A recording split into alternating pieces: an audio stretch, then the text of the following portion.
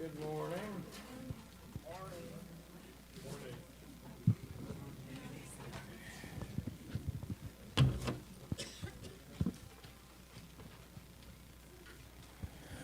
Okay. Hopefully everyone got a handout. Yes. Okay. Basically, I was asked to speak today a long time ago, before the first of the year. And so I've actually been working on this message for a long time. And I feel like I'm the least prepared for this one, even though I've put a lot of time into it, because it's just not coming together quite like I wanted it to. But basically, I wanted to first kind of just do a timeline.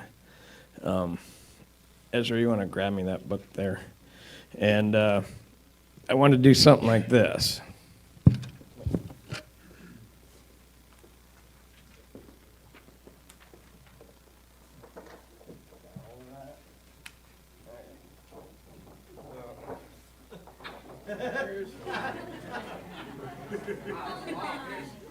Here's a timeline,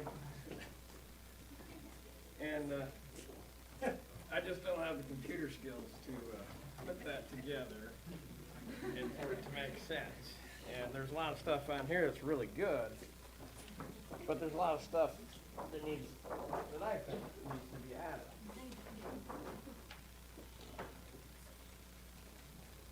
So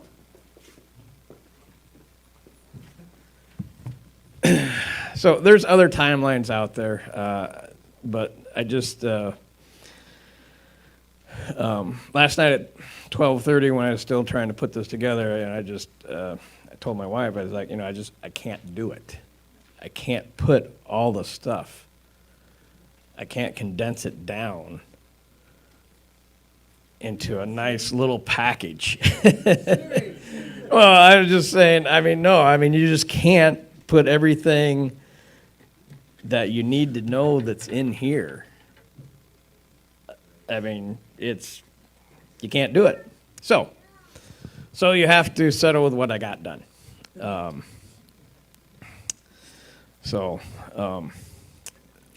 That's what we're going to preach on. So I couldn't do a timeline. So presentation is Bible historical events in chronological order.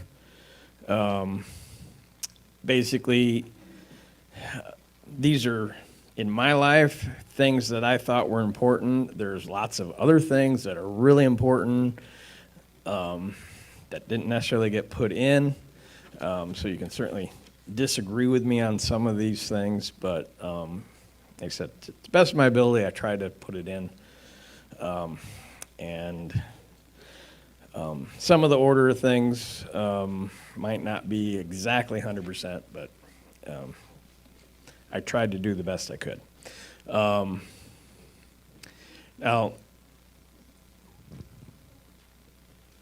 the reason I wanted to talk about this is there's an old, it's not old, I don't know if this professor is still doing what he does, but he teaches a class at a college, and the first day of class,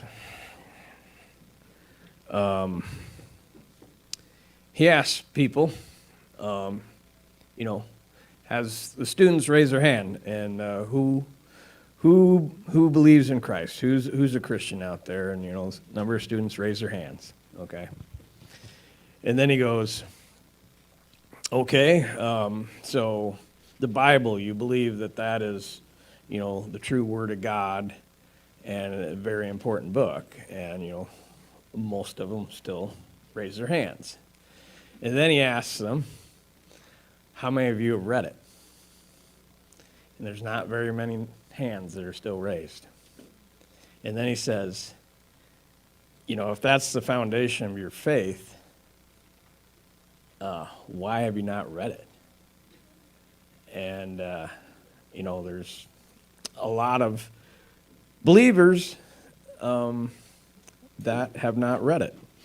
And reading it once is not enough. You've got to really commit to it. And so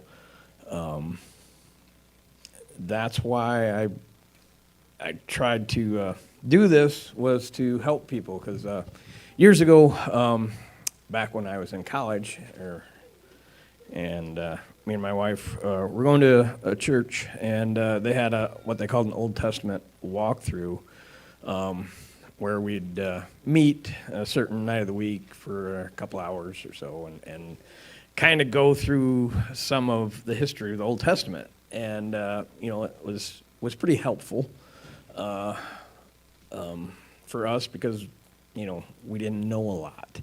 And so that's what I was trying to do with this whole thing.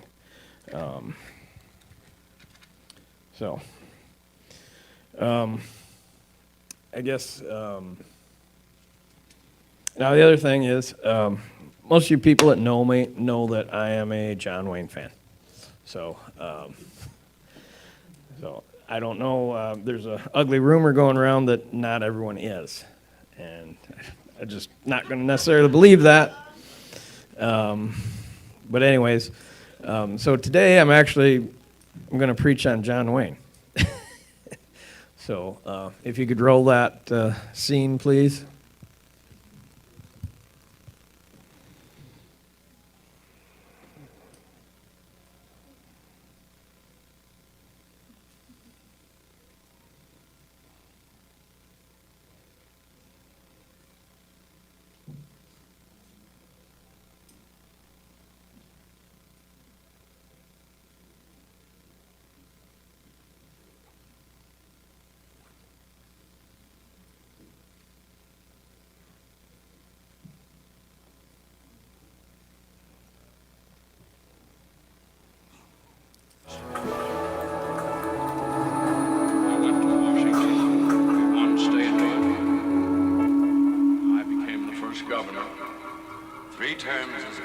Could you back it up? Ambassador to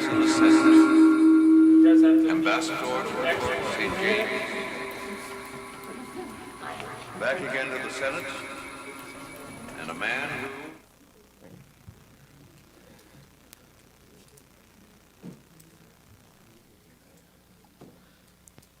Well,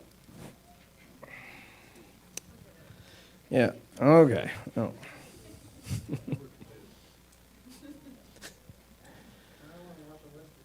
Yeah. Cool. Yeah. Mm-hmm. We're all John Wayne fans right now. Yeah, I'm sure.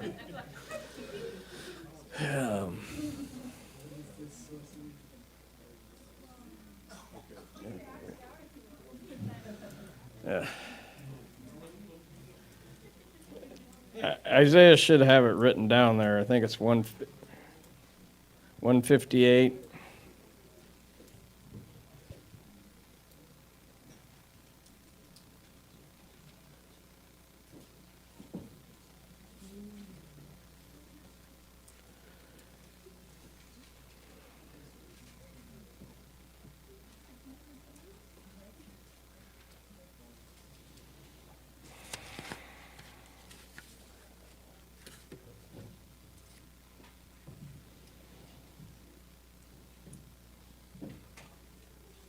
Use the story, Mr. Scott?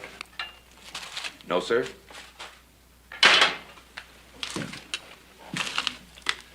This is the West. Back it up just a little bit, please. When the legend becomes fact, Back it up, print please. the legend. He's right, Rance.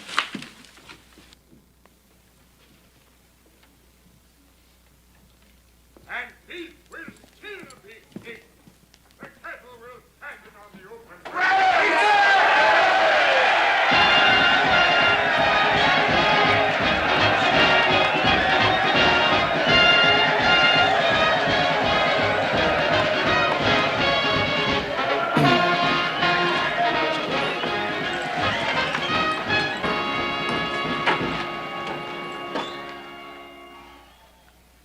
Well, you know the rest of it. I went to Washington. We won statehood. I became the first governor. 3 terms as governor, 2 terms in the Senate, ambassador to the court of St. James, back again to the Senate, and a man who, with a snap of his fingers, could be the next vice president of the United States.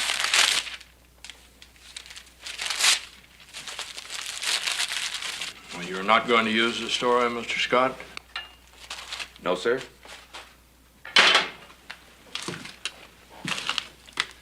This is the West, sir. When the legend becomes fact, print the legend. He's right, Rance. Okay, so that's a famous line from The Man Who Shot Liberty Valance, which is it's my favorite John Wayne movie. Just to give you the background, a couple guys are newspapermen. The guy that was sitting down talking, that is senator. Basically, he comes back to town for a funeral, and as far as the newspapermen are like, why is he back in town? This guy died. Nobody knows who this guy is. He's just kind of an old drunk.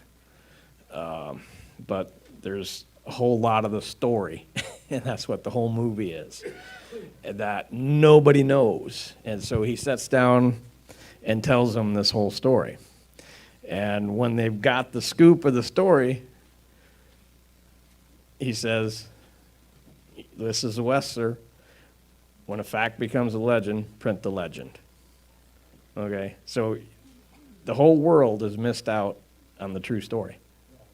Okay, so I've seen this happen in my own life, and what I had perceived was in the Bible. Can you guys pull up the picture of Noah's Ark? And then get the 10 Commandments ready too, please. Okay. Everybody see this? We got Noah's Ark here. So we got a couple cattle, a couple horses, looks like some deer, a couple sheep, a couple goats, a couple tigers, a couple camels, a couple zebras. That look pretty accurate to everybody? No? Who said no? I did. Okay. What's not accurate? Well, I mean, God said bring 2 of everything, right? Mm-hmm. But, I don't see any, I don't see any elk, I don't see any buffalo. Okay. All right. All right. Well, I mean, it could have went on past here. Well, the thing is did he want every subspecies, or did he just want, the main thing, like all these dogs came from wolves, Mm-hmm. so did he just bring wolves on there instead of, every, subspecies of dog? Yeah, that's a question that I don't know the answer. There's different thoughts on that. But here's the point I'm trying to make. He brought more animals than he sacrificed than 2, right? He brought more? More than 2 of the ones he sacrificed. More than 2 than the ones he sacrificed. Right? Like 7. Okay. I don't know. What are you trying? I don't know. Yeah, that's okay. Here, let's read Genesis 7, 1 through 3. Then the Lord said to Noah, enter the ark, you and all your household, for I have seen that you alone are righteous before me in this generation. You are to take with you 7 pairs, a male and its female, of all the clean animals, and 2 of the animals that are not clean, a male and its female, and 7 pairs, male and female, of the birds of the sky, in order to keep offspring alive on the face of the whole earth.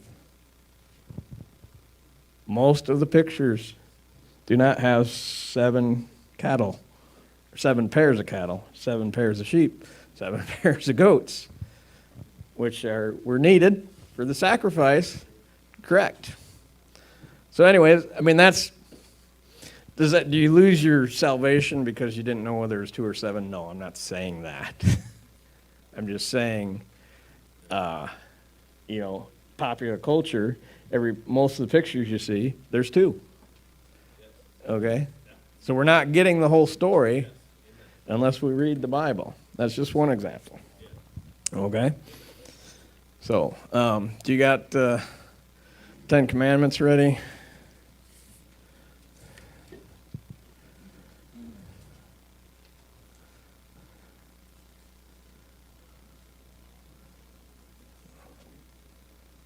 Can we turn the lights off maybe? Yeah. Stan, could you maybe close the screen there a little bit? I don't know, maybe people can see it.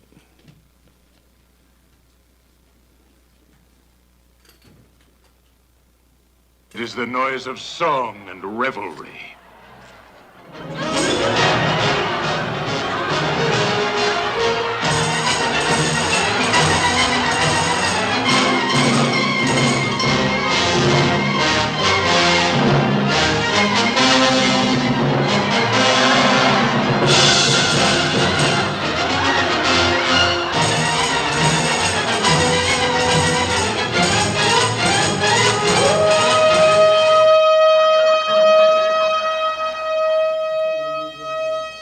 Moses! Joshua! Woe unto thee, O Israel! You have sinned a great sin in the sight of God. You are not worthy to receive these 10 commandments.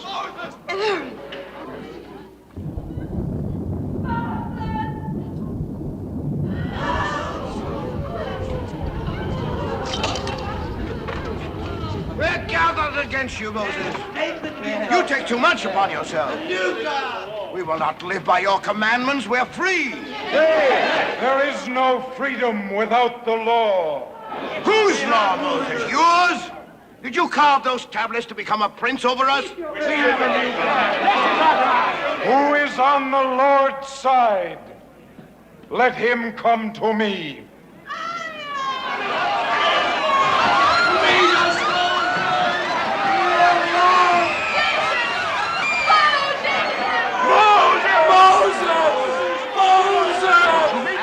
You have cursed us. And the people make me do it. Joshua! Joshua! He showed you no land flowing with milk and honey. I show you a God of gold. Come with me. Follow me. Blasphemers, idolaters, for this you shall drink bitter waters. God has set before you this day his laws of life and good and death and evil. Those who will not live by the law shall die by the law.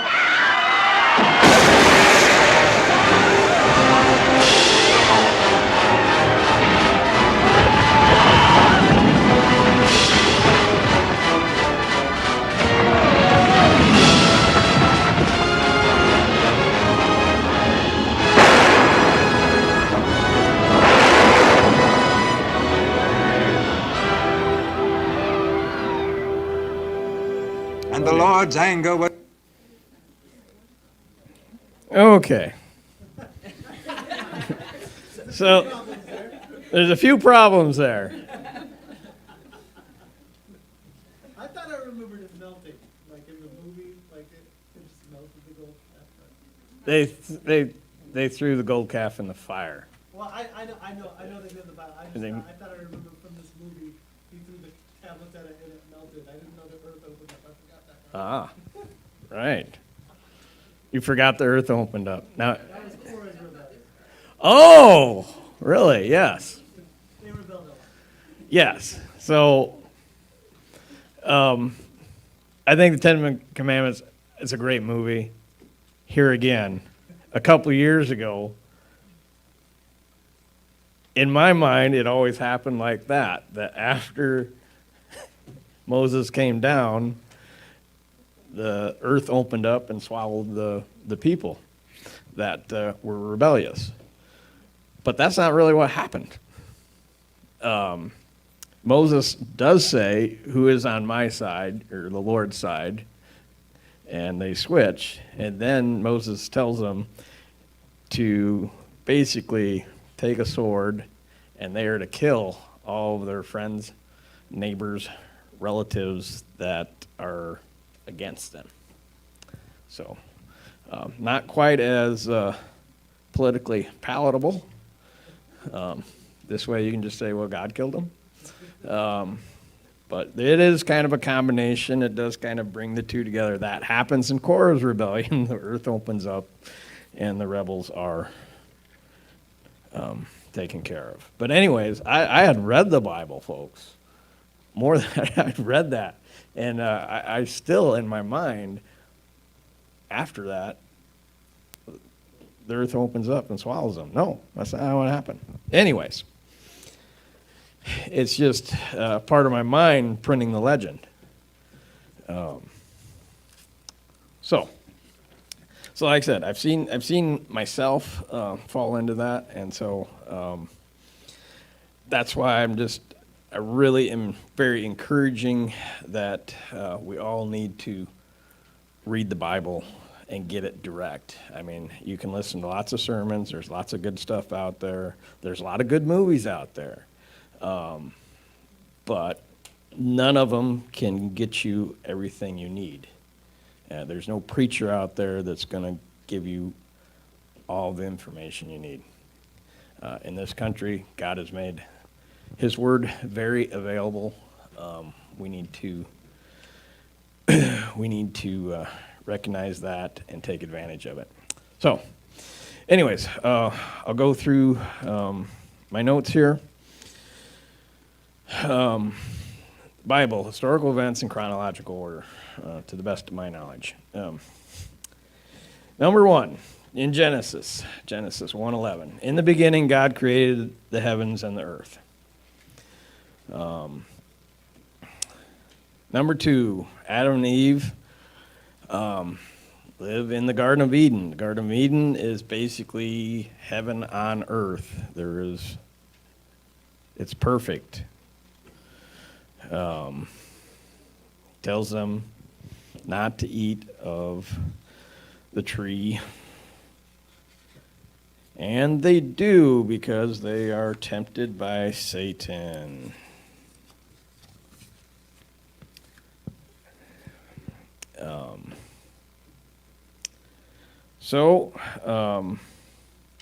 First, the serpent tempts Eve.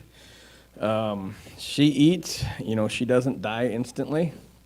And so Adam comes along and she convinces Adam to eat. Because look, you don't die. Well, they did. They just didn't die immediately. So we have the fall of man. Big, huge event in the world, obviously. After that, sin is in the world. And we have their two first sons, Cain and Abel. And we have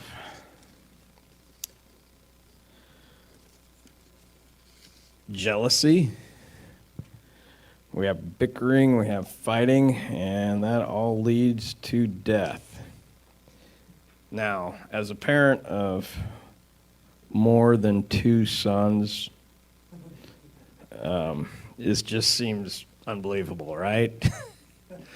Not really. There's always jealousy and bickering and fighting, unfortunately. Doesn't have to be, but it's pretty common. Okay. Genesis 4:3-10. In the course of time, Cain presented some of the land's produce as an offering to the Lord. Get that? He presents some. And Abel also presented an offering, the firstborn of his flock and their fat portions. Lord had regard for Abel and his offering, but he did not have regard for Cain and his offering. Cain was furious, and he looked despondent. Then the Lord said to Cain, "Why are you furious, and why do you look despondent? If you do what is right, won't you be accepted? But if you do not do what is right, sin is crouching at the door. its desire is for you, but you must rule over it. Cain said to his brother Abel, let's go out to the field. While they're in the field, Cain attacked his brother Abel and killed him. Then the Lord said to Cain, where's your brother Abel? I don't know, he replied. Am I my brother's guardian? Then he said, what have you done? Your brother cries out to me from the ground. So we have the first murder on earth.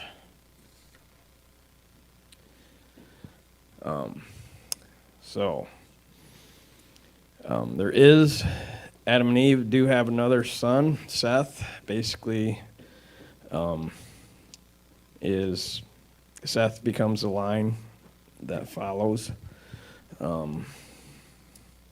Cain is marked for the rest of his life. There's Enoch, later descendant. Enoch, it says, walks with God. They're still in the Garden of Eden somewhat, but not exactly. But anyways, they're still in the new world, or the new earth. But Enoch walks with God to the point where he doesn't have to die. God actually takes him up to heaven. So there's two people that we know this has happened to, Enoch and Elijah.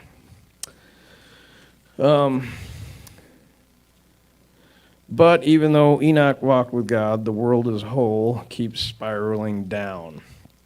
It gets to the point where God decides to basically reboot the earth and kind of start all over again. That's the story of Noah's Ark, which we talked about earlier. After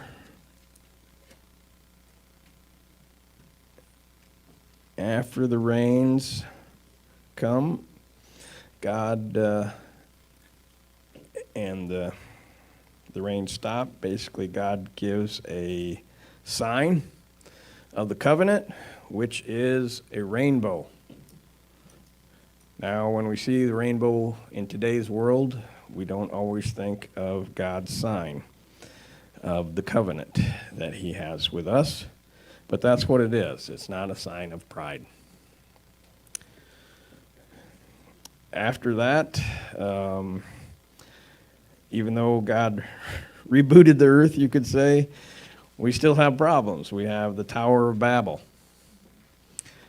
People become prideful and basically think they can build a great tower and think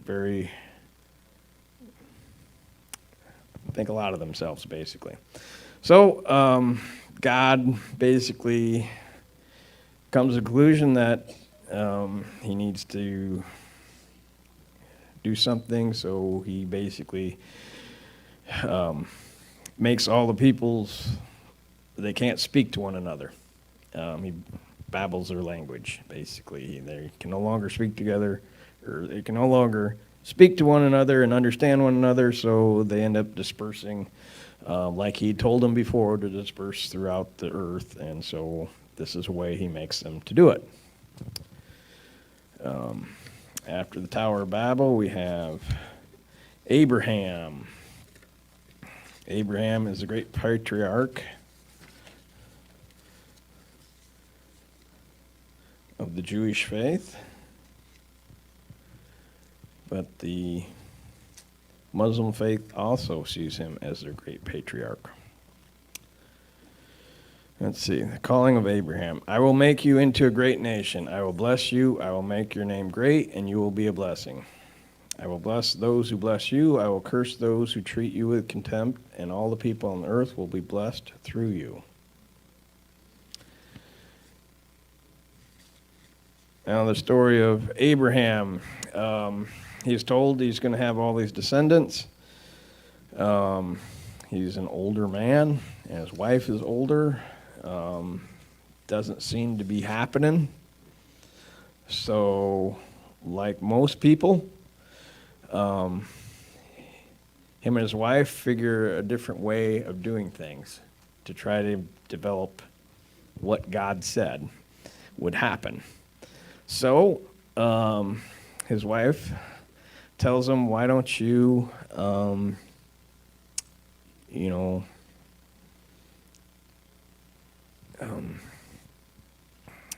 go with my maidservant, and why don't you two produce a child that way? Which they do, and they produce Ishmael. And it was believed that Ishmael is the father of the Arabs, which ends up being the father of the Muslim faith. They trace their lineage back through Ishmael. Basically, God tells them later that no, it's not Ishmael. It's not, you need to, the son will be through your blood and through your wife, Sarah. In the meantime, before that happens, Abraham, who is Lot's nephew, who they worked together, and Lot was, you might say, almost like a son. Abraham had kind of taken care of him, and so anyways, Lot is in Sodom and Gomorrah. Angels come to, they let Abraham know what's going to happen, and Abraham pleads with them, how many people would you, I'm paraphrasing, but how many people does it take for you not to destroy the cities? And Abraham kind of gets them down to a lower and lower number. But anyways, the angels go to check it out for themselves. The sin in the city is bad. If you read the story, it's bad. And basically, Lot and his family barely get out of there before they're destroyed. After that, Isaac is born.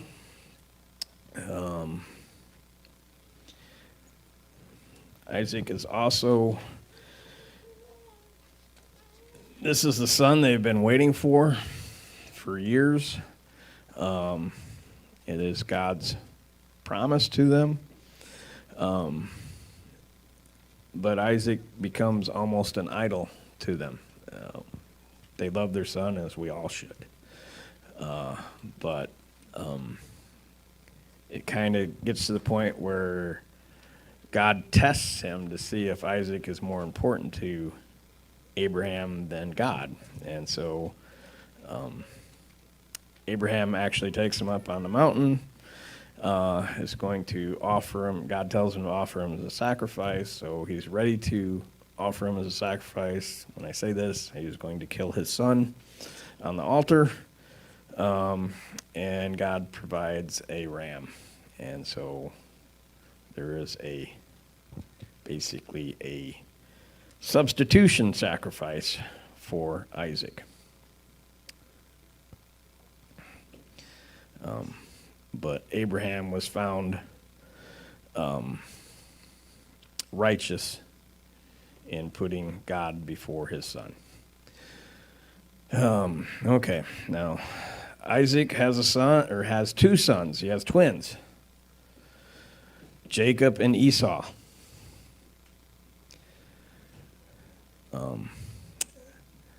Shocking, it's almost like Cain and Abel. They tend to fight and not get along.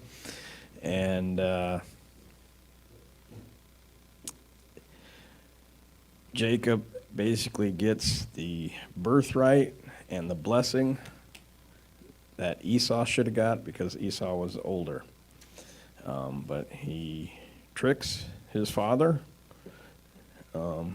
into getting those. I will say that it's God had come to Rebekah, Isaac's wife, and told her that Jacob would be the son. So it was meant to be.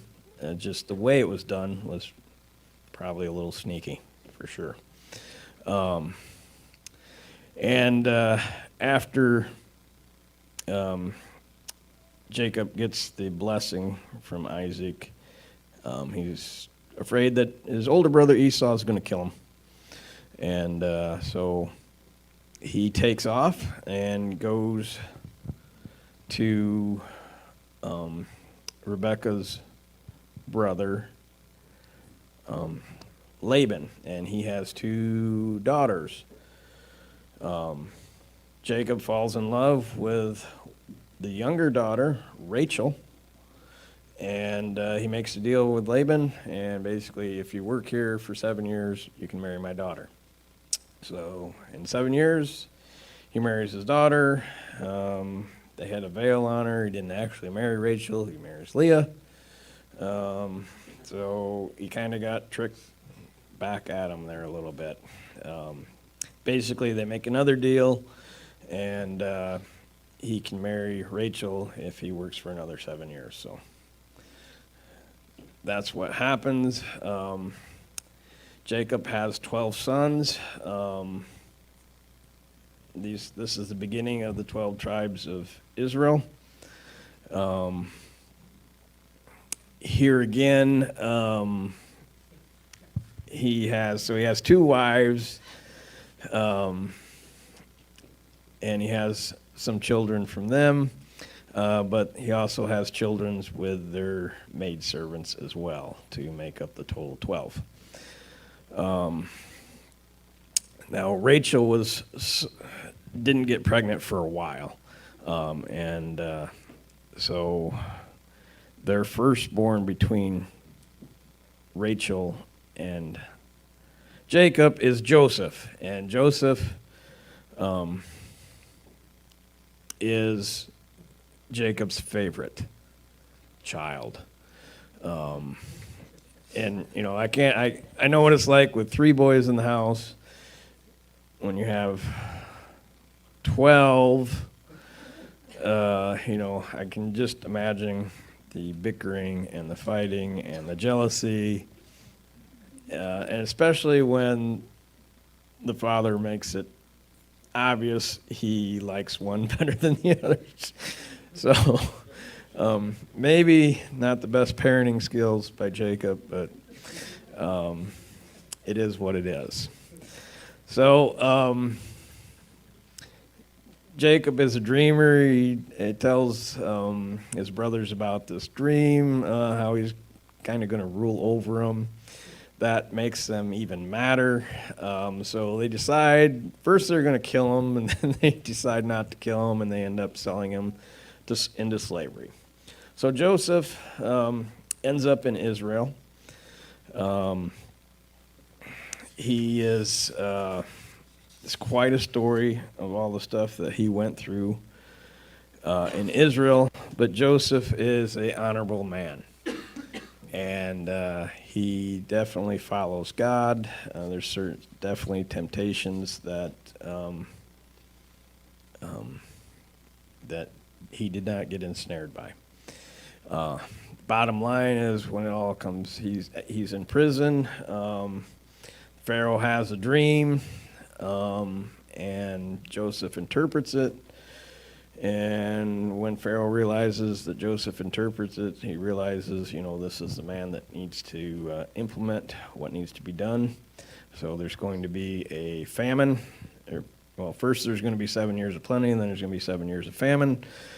And so Joseph tells him, or is basically the director. He's the second man in charge behind Pharaoh. He's like the number 2 guy.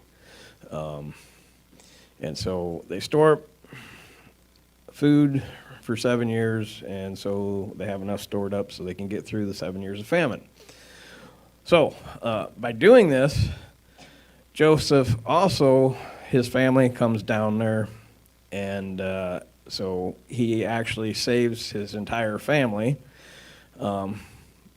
by saving Egypt. Okay. So, and at first, they live in Egypt. They are welcomed. Everybody looks very favorable on Joseph. But after time, they grow. Their numbers get bigger. and they get out of favor with the people. The Pharaoh that was there is gone, and eventually they end up becoming slaves in Egypt for approximately 400 years. So Moses is in the line of Levi. He is found. The Israelites, even though they're slaves, they're still populating, and they're concerned about this. And so they are. Pharaoh is telling the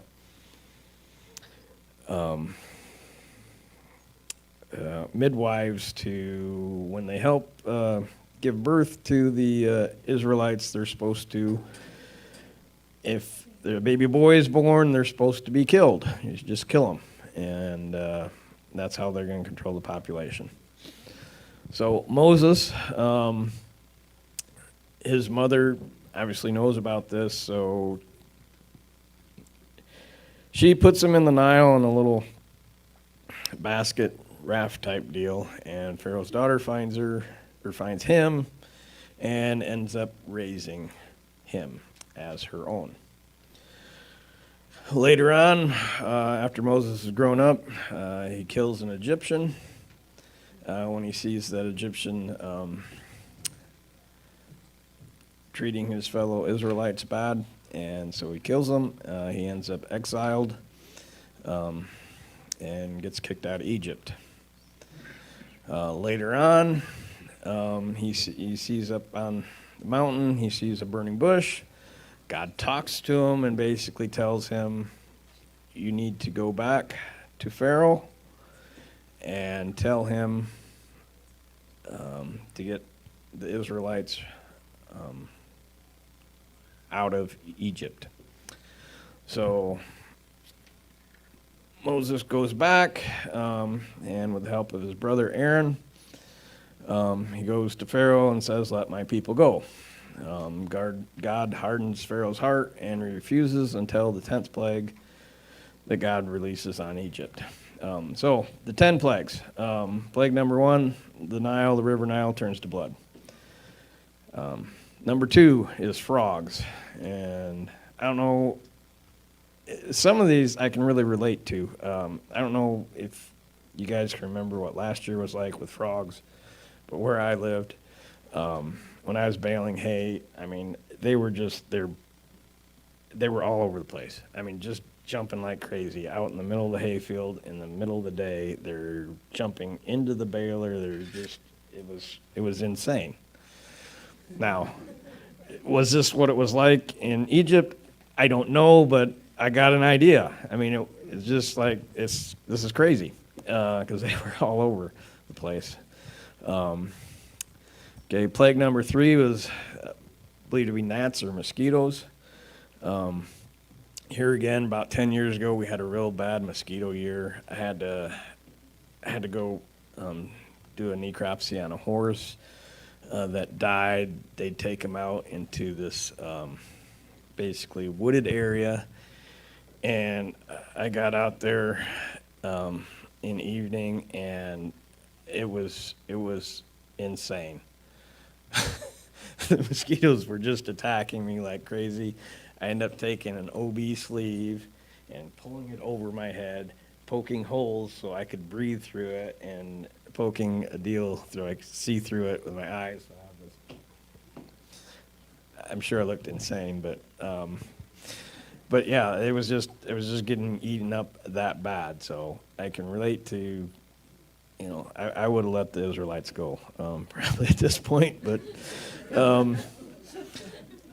Pharaoh didn't. Number 4 is flies. Number 5, death of livestock.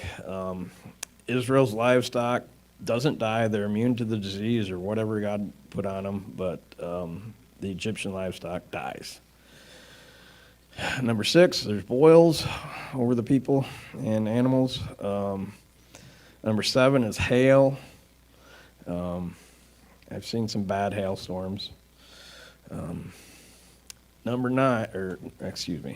8 is locusts. Patty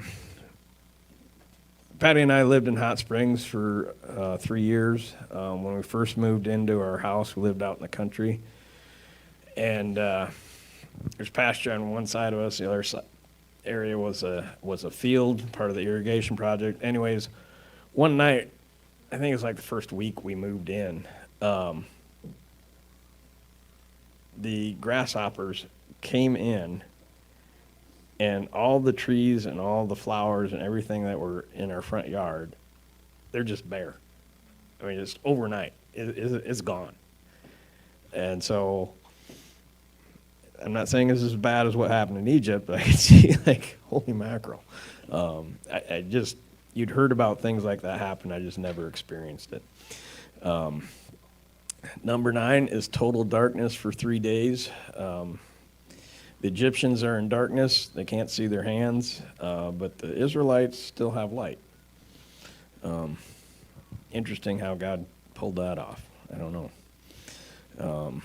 And then the 10th is the death of every firstborn in Egypt, including cattle, die, except those protected by performing the Passover ritual. Passover is they had to butcher a lamb. They had to take the blood, put it over the doorposts of their house. They had to eat all the lamb. I'm not covering all of the Passover, but they had to consume all of it. There had to be some bitter herbs in there. It's all representation of what was taking place. And very important in the Jewish faith, but it's also a huge representation of what Jesus did. And so, there's certainly several Christians that actually celebrate the Passover as well. After that, Pharaoh lets them go. He's had enough finally. So they leave Egypt. They also leave Egypt almost like conquerors. The Egyptians give them all kinds of gold and jewelry and stuff as they're leaving. Like when a nation went in and defeated somebody, they would take all those things. And here they haven't defeated them, God has, but they actually leave like conquerors. It's just amazing to me. But after they get on their way, Pharaoh relents again, and he decides to go take care of Moses and the Israelites. So they're camping along the Red Sea. Pharaoh's army has them pinned down, and basically God opens the Red Sea. They cross over. Pharaoh follows, or not Pharaoh, but Pharaoh's army follow. After the Israelites get through, God lets the sea back, and all of Pharaoh's army is destroyed. Yep.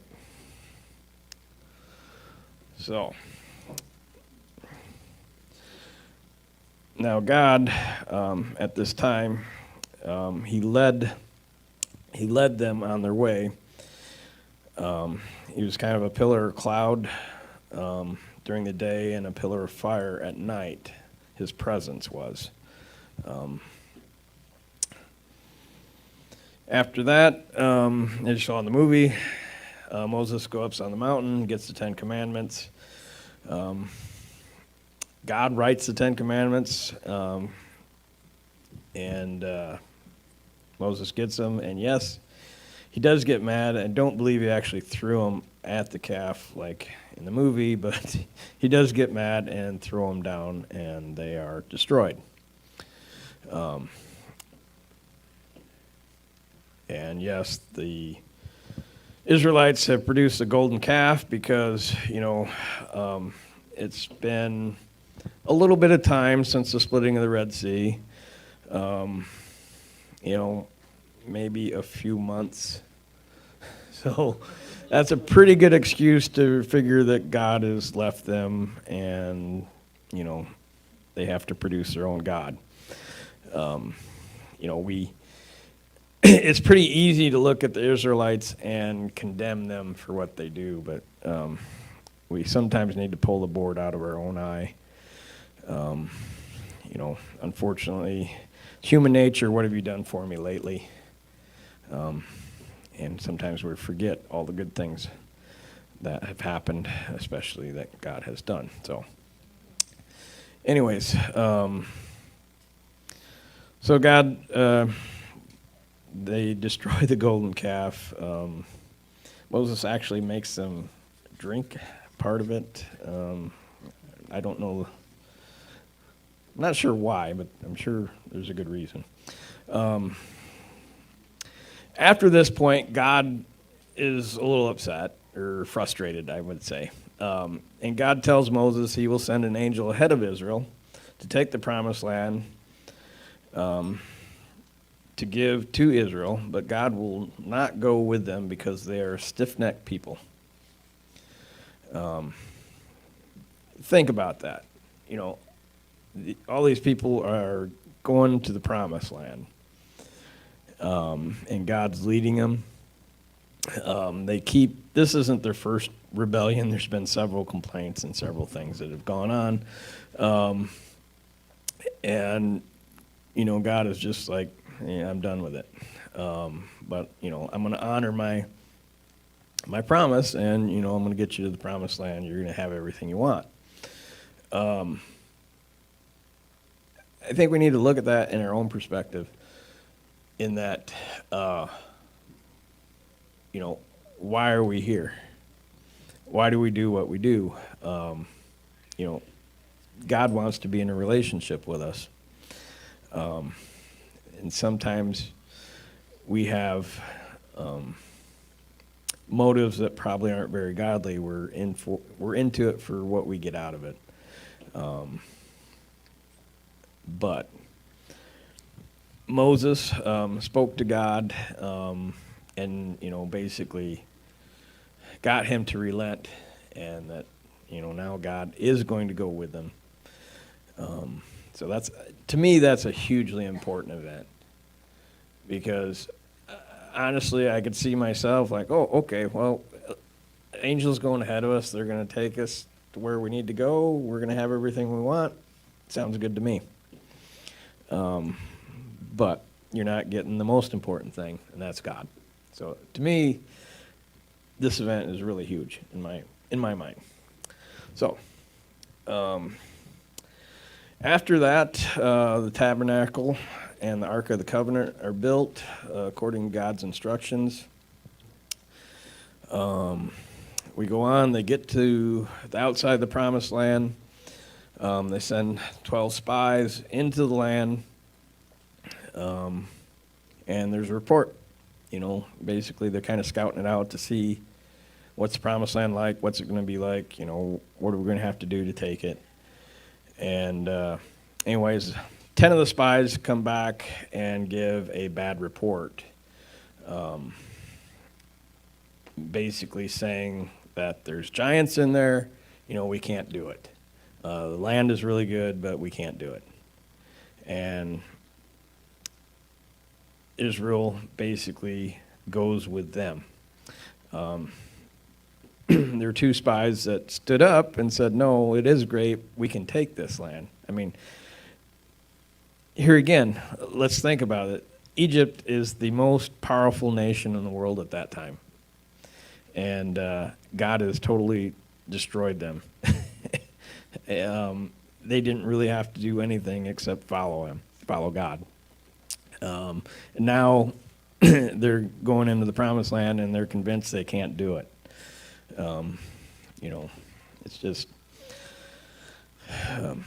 So anyways, because of that sin, they're forced to wander the wilderness for 40 years until a new generation comes of age that can go in and take the land. So after the 40 years, Joseph kind of gets the torch from Moses. He becomes a new leader. So as they cross into the land,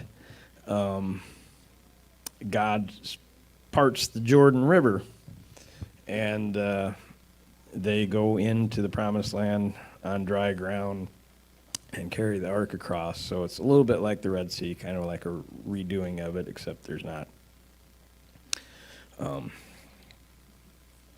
an army right behind them ready to kill them, but it's a sign that God's with them. So the first town they come up against is Jericho, and Jericho has these great big walls, very well fortified. An angel comes to Joshua, tells him how to take down the wall. Basically they have to march around it for 7 days, once a day for 6 days, and on the seventh day they got to march around it 7 days and scream, and then the walls come down and they take Jericho. So after this, there's a lot of other battles with other people that are in the promised land that they have to take over. There's a lot of that happens, and there's kind of the period of the judges. Lots of important, good stories there. I just can't go into all of those, but those are important. Next major character we have is Samuel. Samuel is born. There's a woman that is barren, and it's very important as a woman that you have a son to pass on. The son basically takes care of you in your old age. There's a lot more to it, but it's really important anyways. So she's at the temple praying, and God answers her prayer. And part of that is she says, I will give my first son to you. And so after Samuel is born and weaned, she takes him back to the temple and gives him to the priest, the high priest, to raise. And so Samuel is a very good prophet / judge. Lots of good stories there.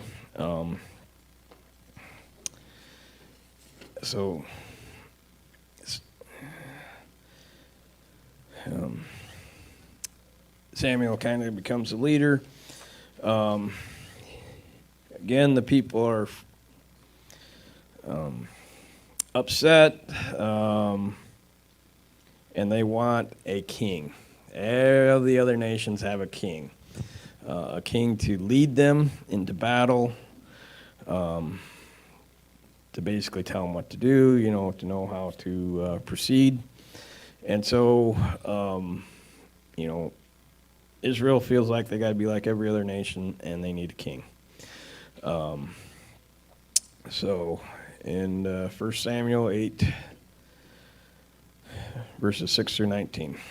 When they said, give us a king to judge us, Samuel considered the man sinful. So he prayed to the Lord, but the Lord told him, listen to the people and everything they say to you. They have not rejected you. They have rejected me as their king. They are doing the same thing to you that they have done to me. Since the day I brought them out of Egypt until this day, abandoning me and worshiping other gods. Listen to them, but you must solemnly warn them and tell them about the rights of the king who will rule over them. Samuel told all the Lord's words to the people who were asking him for a king. He said, these are the rights of the king who will rule over you. He will take your sons and put them to his use in his chariots, on his horses, or running in front of his chariots. He can appoint them for his use as commanders of thousands or commanders of 50s to plow his ground or reap his harvest, or to make his weapons of war or the equipment for his chariots. He can take your daughters to become perfumers, cooks, and bakers. He can take your best fields, vineyards, and olives orchards and give them to his servants. He can take 1/10 of your grain and your vineyards and give them to the officials and the servants. He can take your male servants, your female servants, your best young men, and your donkeys and use them for his work. He can take a tenth of your flock, and yourselves can become his servants. When that day comes, you will cry out because of the king you've chosen for yourselves, but the Lord won't answer you on that day. The people refused to listen to Samuel. No, they said, we must have a king over us.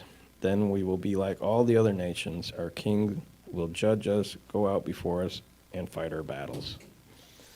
So, God gives them a king. This is Saul. Saul is given as king. Samuel appoints him as king, or anoints him as king. Saul starts off pretty good, and does what Samuel and God lead him to do. But as a lot of people, Saul becomes prideful, and doesn't follow God, and eventually God rejects him. He rejects him because he was commanded to, in one battle, he was commanded to basically destroy everything, not take any plunder, not take any of the livestock. But Saul kept the king that they defeated, they kept him alive. They also kept a lot of the livestock alive. When Samuel saw him after the battle, he finds that the king is still alive. And that was common in those days. To have your enemy alive it was like a token. It was like a great showcase. You could say, here's my defeated enemy. We have him like in a cage or in chains or whatever. They did something similar with Samson. Anyways, it was a great thing that you could show everybody, look at how great we are. And so Saul kept the king alive, basically for that purpose. A lot of kings would commit suicide as before they would be taken captured, but some would allow themselves to be captured. Anyways, so Samuel actually ends up striking the king down, and then, but Saul said, well, we kept back all the animals because we wanted to give him a sacrifice. Well, that was disobeying God's command. Probably wasn't really saving him just for a sacrifice, but that was his excuse. So Saul is rejected. Now, David is anointed king by Samuel. So God has told Samuel, okay, I'm going to put somebody who's after my own heart, and it's not going to be, the person you think. On a side note, Saul was a great big guy. They say when he stood in the room, he was a head above everyone else. So if you were like looking for somebody to be your leader in battle, yeah, that'd probably be the big guy. So that was a very human choice of Saul. But instead, God chooses David, and David is just a young kid when they're fighting, I believe, the Philistines, and the giant Goliath is tormenting them, and David goes and defeats Goliath. After this point, all the people are impressed with David, and the girls have a song, Saul's killed his thousands, but David has killed his 10,000s. And Saul hears that song, and now he's really jealous and mad. Even though David has just saved their kingdom, he's upset with him. So Saul tries to take David's life.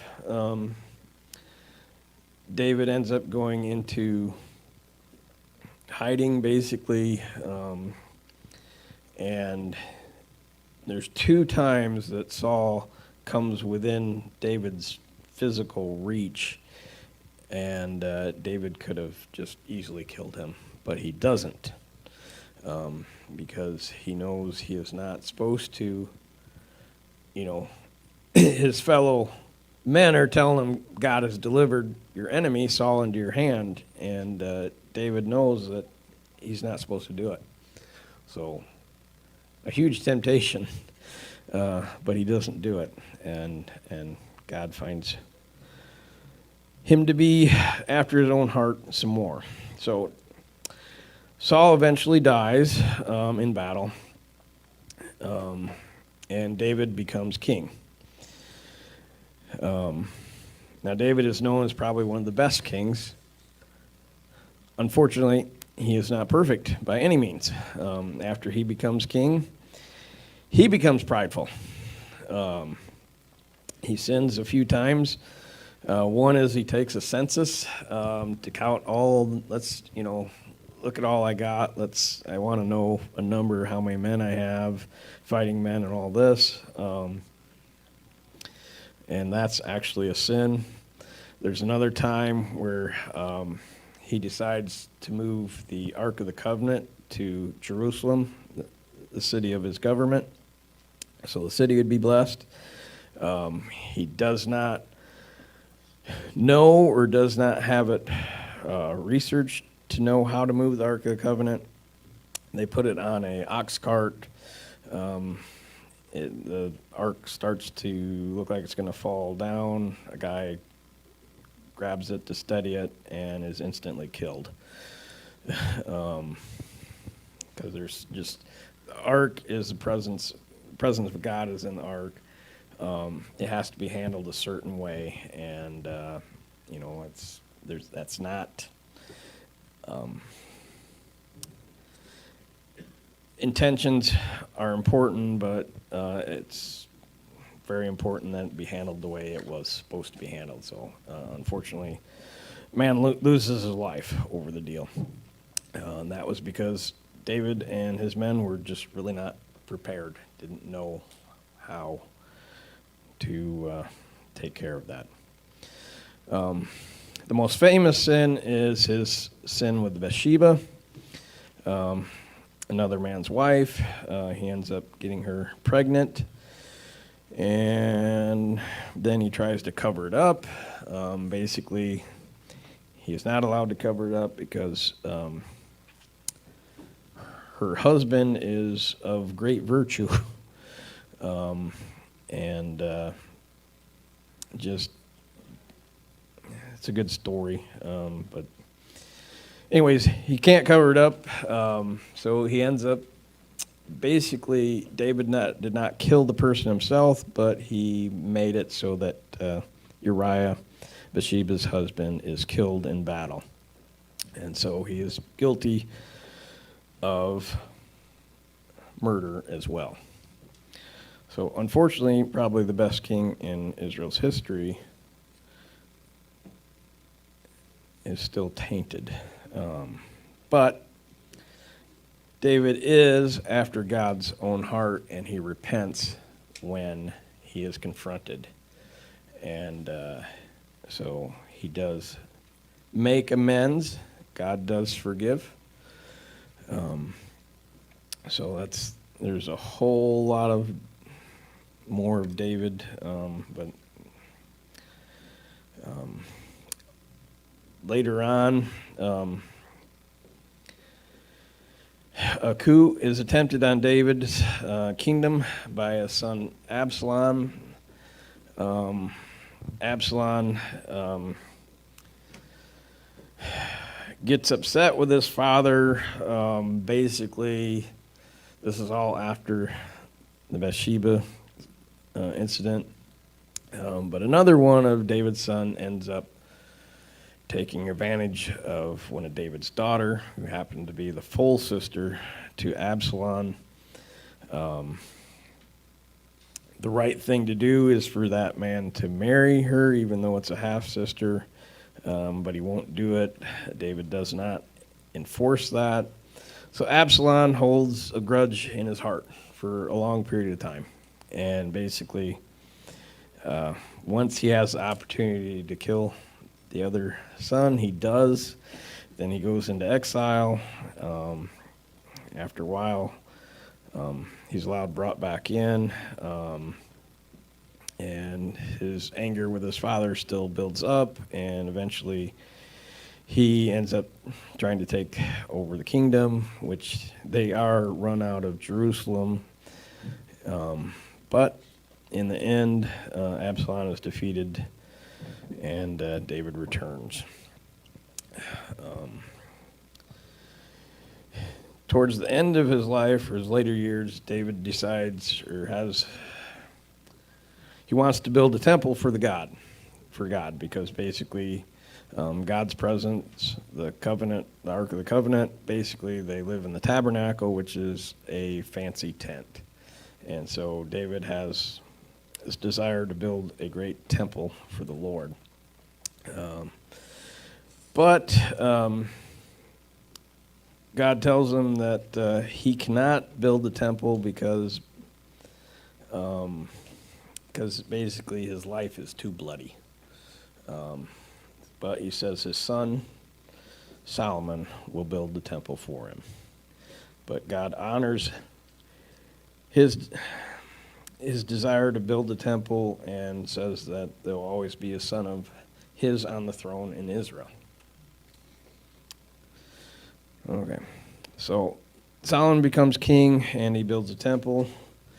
The temple is dedicated around 1004 BC.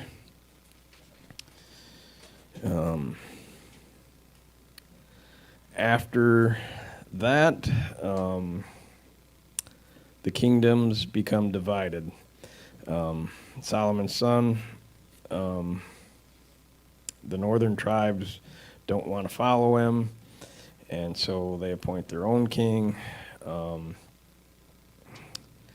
Their capital is Samaria. Their king doesn't want them going back down to Judah, to the temple, so they set up basically high places there to do their worshiping. So, like I said, the southern kingdom is known as Judah, the northern kingdom is known as Israel. After several bad kings, and after God unsuccessfully sent several prophets to turn northern kingdom back to him, he allows the northern kingdom to be destroyed by the Assyrians. At this point, the 10 northern tribes are lost from history.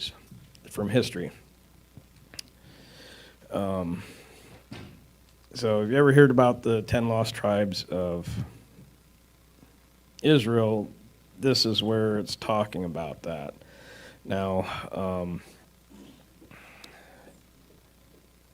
they're not lost to God. There's a mention of Anna, who sees Jesus when he's getting presented by his family right after his birth. It says she's from the tribe of Asher, which is one of the 10 lost tribes. So the whole mystery about the lost tribes of Judah, maybe they just, part of them got incorporated into the southern tribe, or tribes as well. But anyways, when the Syrians take the northern kingdom, it was common belief back then that gods were geographic, meaning that, Nebraska would have its god, and South Dakota has its god, North Dakota has its god. And so, you got to do whatever you need to appease those gods. That was kind of common thought of people that time. So after the Syrians came in and took out the northern tribe, they sent people back in to that land, but they also sent priests to teach them the ways of the God of the area. And so this is where the Samaritans come from. So So like I said, that's why they have some of the same beliefs. They have some different practices than the Jews do. But, you know, so. Okay, now the Judah, the southern tribe, they also turn away from God, and they are sent into captivity for 70 years after King Nebuchadnezzar from Babylon conquers them. Jeremiah the prophet, he prophesies this, that it'll happen. So and when King Nebuchadnezzar comes in, he destroys the temple too, and so that's the first destruction of the temple. The location of the Ark of the Covenant is lost to history. Nobody but God knows where it is right now. But a lot of people believe it is still somewhere. Okay, in captivity, the story of Daniel. He remains faithful in Babylon, serves several kings. The story of the furnace and Daniel in the lion's den. These are all really good stories. Cyrus ends up capturing Babylon. And there's another story in Daniel, real prudent to that. After Cyrus becomes king, he decrees that the Jews can go back to the homeland, or to Israel. So the temple, several of them, not all of them, several of them go back to Israel, and they rebuild the temple. That's completed around 515 BC. When they go back, the Samaritans, some of the Samaritans wanted to take part in the building of the temple, but they would not allow them to, for good reason. They felt that they were not the true followers of God, and they had some different beliefs. So anyways, so then the Samaritans work against them from rebuilding the temple. And so work stops for a while. Now, just kind of a side note,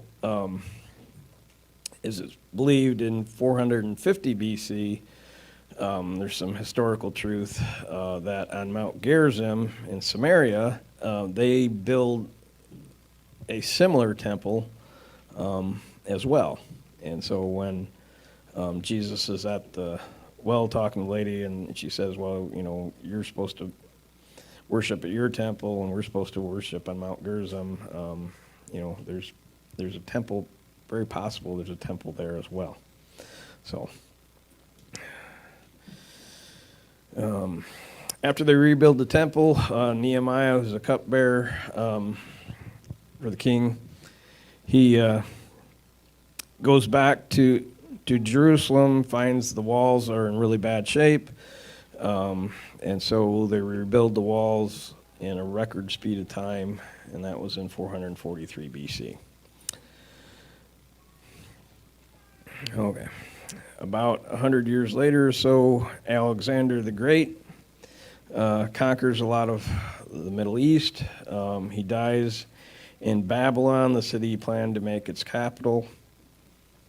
He died in 323 BC at the age of 33. He did all of his conquering in less than 10 years. He was undefeated.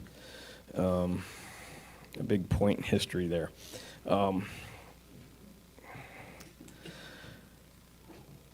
the kingdoms are divided up among his generals because he has no offspring. One is Ptolemy. He conquers Jerusalem in 320 BC.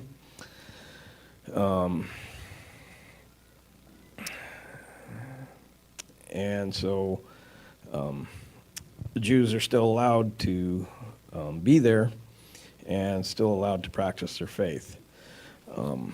Around 200 BC, Antiochus, the fourth of the Seleucid Empire. Now, the Seleucid Empire was another empire that started from Alexander the Great.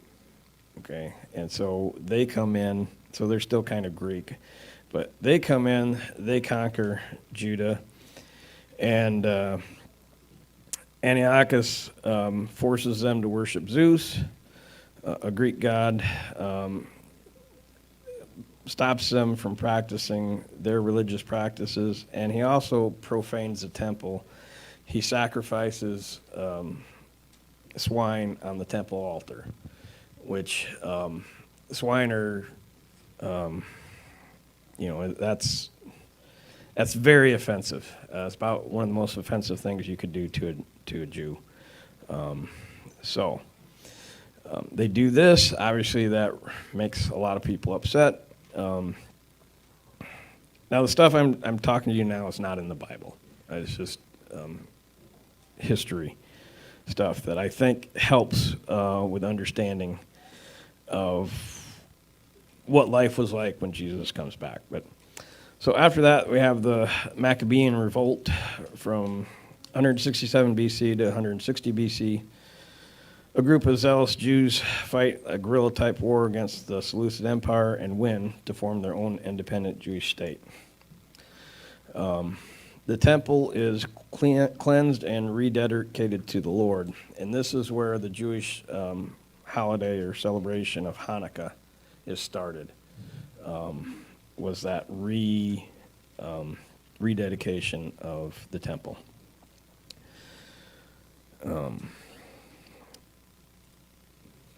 Now, this Jewish state becomes the Hasmonean Dynasty, which is basically they're self-ruled. They have a king. He's not in line with David's line, but he is Jewish, and so they kind of have their own kingdom for a number of years. Now, they had made kind of a treaty with Rome. They were kind of allies because the Seleucid Empire was still there and still kind of their enemy. And so Rome was kind of a ally to theirs, because whoever's our enemy, we're friends to whoever's also our enemy, kind of deal. So in 63 BC, a Roman general, Pompey, he takes control of the Hasmonean Dynasty, but allows the kings to keep their title. This is part of what was called the Pax Romana attitude. Pax means peace. And so when Rome would go in and conquer people, they would try to keep the peace. They would try to make people happy that they're part of the Roman society. I mean, they would build roads, they would build different architectural things. I mean, they did a lot of modern things to do that, and so they would allow them to continue to worship in their faith, but whoever their leader was would have to be loyal to Rome. And so we have this going on. However, in 37 BC, Herod the Great becomes king of Judah with the backing of Rome. He's not in the line of the Hasmonean Dynasty, but he has friends in Rome, his family does, and he ends up becoming the new king appointed. His parents were Edomites, and they were converts to the Jewish faith. So Herod, he practices the Jewish faith, but he's not a descendant of Jacob at all or David. So, so the Jews don't necessarily see them as their true king. And Herod also, he does a lot of building projects. They talk about Herod's temple. Well, Herod didn't build the temple. He probably kind of rebuilt it or remodeled it, updated it. That got completed in 18 BC. And so that would be the temple that Jesus was at. Okay. So then we have Zechariah, a priest, is spoken to by Gabriel,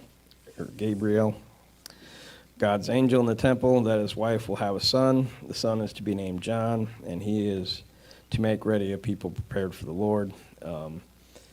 Zechariah doesn't kind of questions the angel when this is going to happen. How can it happen? Because they're older, and he is basically comes out of the temple mute, meaning he can't speak until his son is born. And that son is John the Baptist, who is also a cousin to Jesus, who was born shortly thereafter. Jesus is born in Bethlehem, city of David, by Mary, a virgin, after the angel Gabriel speaks to her. An angel also speaks to her husband, to be Joseph. It may or may have not been Gabriel.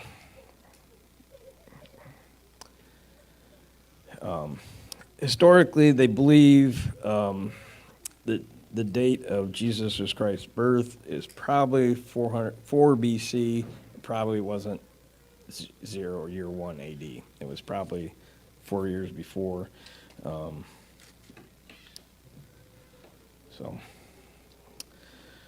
After Jesus is born, Herod orders all male children under 2 years of age killed in Bethlehem after meeting with the wise men and learning that a new king of the Jews was recently born there. That sounds really harsh, and it is, but just to let you know, Herod had his own wife killed. He had his own son killed. He had his mother-in-law killed. So it's not out of character when he heard that somebody might threaten his throne that he would do this. And like I said, he had his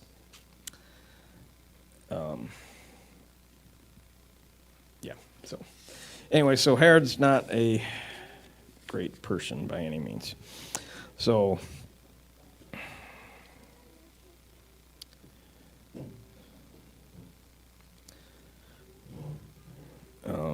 John the Baptist baptizes Jesus, and Jesus starts his ministry. John the Baptist is beheaded by Herod Antipas. This is a son of Herod. And Herod Antipas had married his brother's wife, which was against God's laws. His brother wasn't dead. So his wife hated John the Baptist because he called him out on that. So Herod was reluctant to kill him, but he kind of gets tricked into doing it to save his face. That's a interesting story as well. Jesus is later arrested, crucified, and 3 days later rose from the grave. Apostles start their ministry after Jesus returns and encourages them.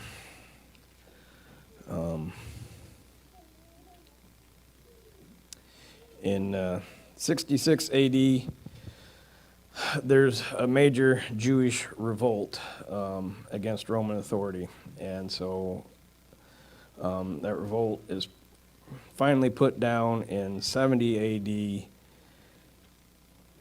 and the temple is destroyed again, this time by Rome, and the Jews are scattered again out of Jerusalem, as well as all the new religious sects. The Christians are also scattered out of Judah. So God's word is spread out from there. Just another historical note, the Dome of the Rock is an Islamic holy site, built on the Temple Mount, the Jewish Temple Mount. This was built, I believe, around 691 A.D. So there's a lot of the Jews want to rebuild the temple now that they have control of that land. That would require the removal of the Dome of the Rock. So there's a lot of tension there. But that's just a note that both religions want that ground and find it very sacred to their religion. So, anyways, okay. Well, there's a lot more here. I hope this was somewhat helpful. I missed, there's a lot of important things that did not get covered and did not get covered in the detail that they deserve. I really strongly encourage you to, if you're not reading your Bible, to do it. I encourage you to get involved in a Bible study group. It's just, if we don't, we allow other people to kind of control what our thoughts and what our perceptives are of what God says. So I just really encourage that. Thank you for bearing with me.